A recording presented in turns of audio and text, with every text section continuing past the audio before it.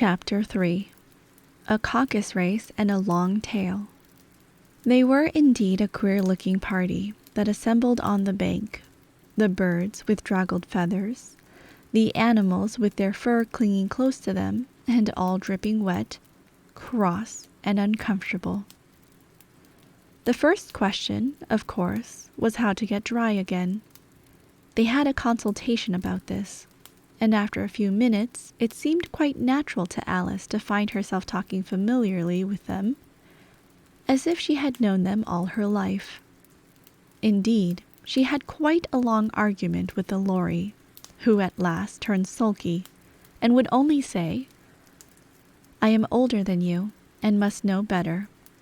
And this Alice would not allow without knowing how old it was, and, as the Lory positively refused to tell its age, there was no more to be said.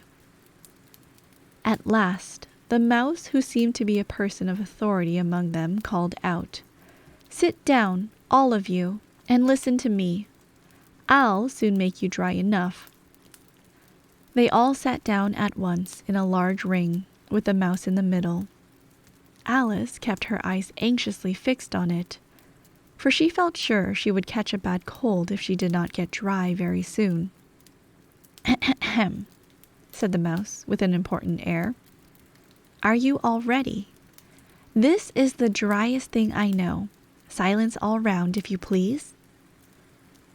William the Conqueror, whose cause was favored by the Pope, was soon submitted to by the English, who wanted leaders, and had been of late much accustomed to usurpation and conquest. Edwin and Morcar, the Earls of Mercia and Northumbria— "Ugh," said the Lory with a shiver. "I beg your pardon," said the mouse, frowning, but very politely. "Did you speak?" "Not I," said the Lory hastily. "I thought you did," said the mouse. "I proceed. Edwin and Morcar, the Earls of Mercia and Northumbria, declared for him, and even Stigand, the patriotic Archbishop of Canterbury, found it advisable." "Found what?" said the duck. "Found it," the mouse replied rather crossly. "Of course you know what it means." "I know what it means well enough when I find a thing," said the duck. "It's generally a frog or a worm. The question is, what did the Archbishop find?" The mouse did not notice this question, but hurriedly went on. "Found it advisable to go with Edgar Atheling to meet William and offer him the crown. William's conduct at first was moderate, but the insolence of his Normans— How are you getting on now, my dear?" it continued, turning to Alice as it spoke. "As wet as ever," said Alice in a melancholy tone. "It doesn't seem to dry me at all."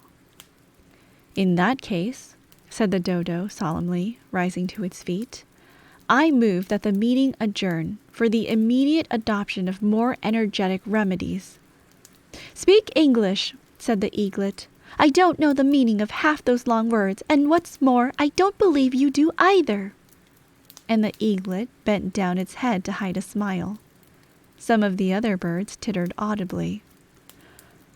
"What I was going to say," said the dodo in an offended tone, "was that the best thing to get us dry would be a caucus race."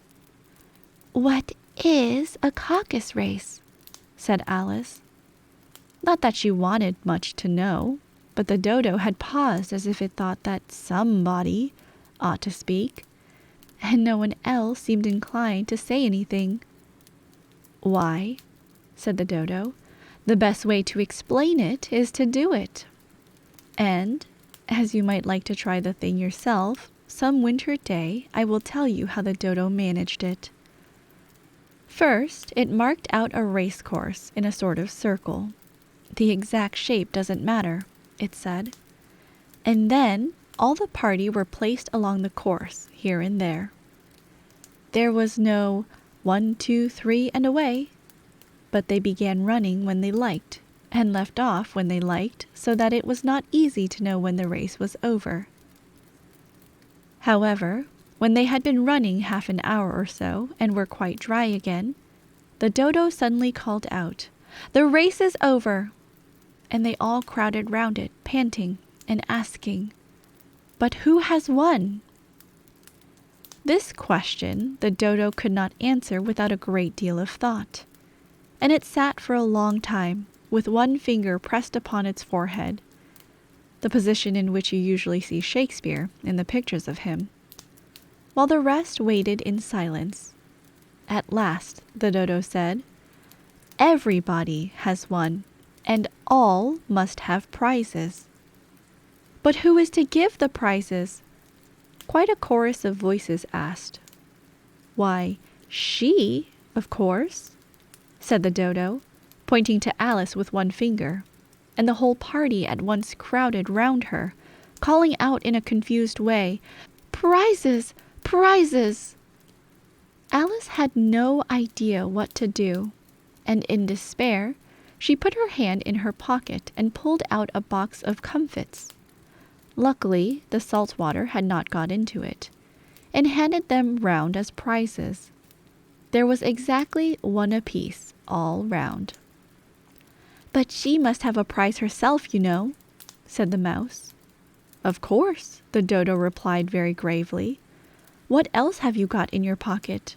he went on, turning to Alice. "Only a thimble," said Alice sadly.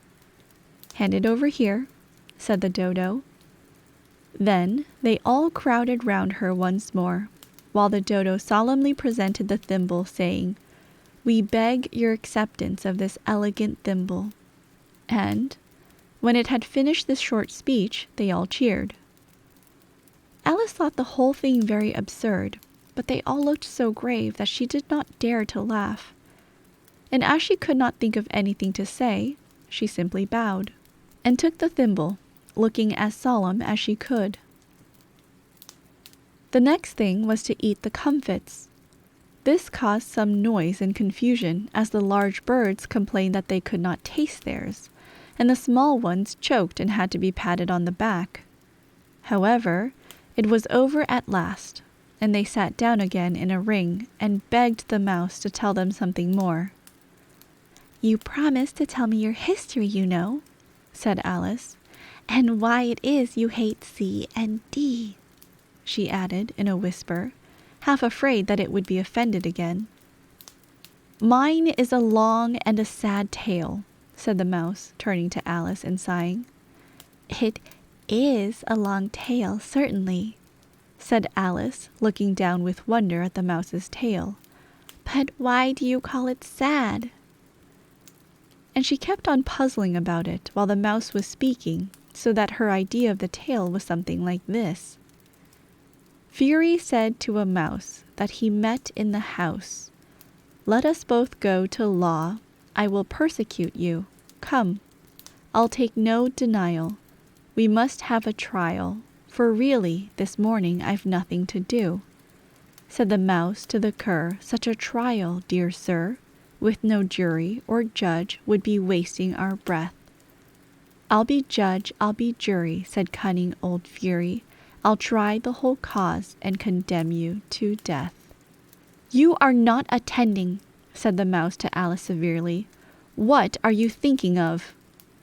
"I beg your pardon," said Alice very humbly. "You had got to the fifth bend, I think." "I had not," cried the mouse, sharply and very angrily.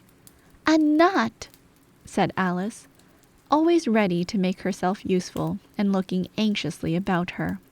"Oh, do let me help to undo it." "I shall do nothing of the sort," said the mouse, getting up and walking away. "You insult me by talking such nonsense." "I didn't mean it," pleaded poor Alice. "But you're so easily offended, you know." The mouse only growled in reply. "Please come back and finish your story," Alice called after it, and the others all joined in chorus. "Yes, please do."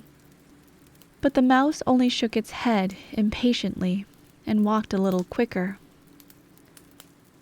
"What a pity it wouldn't stay," sighed the Lory, as soon as it was quite out of sight, and an old crab took the opportunity of saying to her daughter, "Ah, my dear, let this be a lesson to you never to lose your temper." "Hold your tongue, Ma," said the young crab a little snappishly. "You're enough to try the patience of an oyster." "I wish I had our Dina here, I know I do," said Alice aloud, addressing nobody in particular. "She'd soon fetch it back." "And who is Dina, if I might venture to ask the question?" said the Lory. Alice replied eagerly, for she was always ready to talk about her pet. "Dina's our cat, and she's such a capital one for catching mice you can't think. And oh, I wish you could see her after the birds. Why, she'll eat a little bird as soon as look at it." This speech caused a remarkable sensation among the party. Some of the birds hurried off at once. One old magpie began wrapping itself up very carefully, remarking, "I really must be getting home. The night air doesn't suit my throat." And a canary called out in a trembling voice to its children, "Come away, my dears. It's high time you were all in bed." On various pretexts they all moved off, and Alice was soon left alone. "I wish I hadn't mentioned Dina," she said to herself in a melancholy tone. "Nobody seems to like her down here, and I'm sure she's the best cat in the world. Oh, my dear Dina, I wonder if I shall ever see you any more." And here poor Alice began to cry again, for she felt very lonely and low-spirited. In a little while, however, she again heard a little pattering of footsteps in the distance, and she looked up eagerly, half hoping that the mouse had changed its mind and was coming back to finish his story.